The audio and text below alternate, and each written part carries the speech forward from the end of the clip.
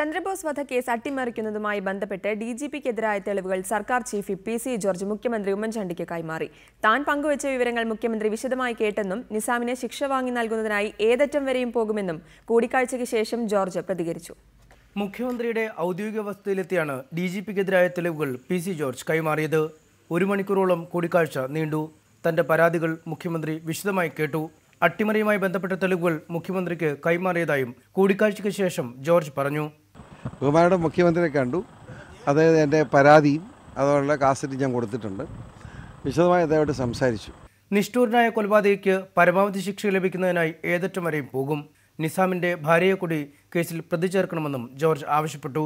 ആ പ്രതികൾ ശിക്ഷിക്കപ്പെടണം. അതാണ് എൻ്റെ മുമ്പിലുള്ള ഏറ്റവും വലിയ പ്രശ്നം. അതിന് ഏതറ്റം വരെയും പോകും. ആ ഗവൺമെൻറ് ആ കാര്യത്തിൽ ഉറച്ച നിലപാട് സ്വീകരിക്കുമെന്ന് ഞാൻ ഉറച്ചു വിശ്വസിക്കുന്നു.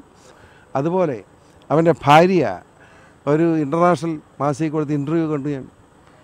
ആ ഇൻ്റർവ്യൂ പറഞ്ഞിരിക്കുന്നത് ഇത് തട്ടിയത് ഇടിച്ചതൊന്നും തെറ്റല്ലെന്നാണ്. ആ സ്ത്രീയും പ്രതിയാക്കണ്ടെന്നാണ് എൻ്റെ അഭിപ്രായം. റിപ്പോർട്ടർ ചാനലിന്റെ എഡിറ്റേഴ്സ് അവറിലായിരുന്നു ചന്ദ്രബോസ് വധക്കേസ് അട്ടിമറിക്കാൻ DGP അവിഹിത ഇടപെടലുകൾ നടത്തിയതായി PC ജോർജ് ആരോപിച്ചത്. റിപ്പോർട്ടർ, തിരുവനന്തപുരം.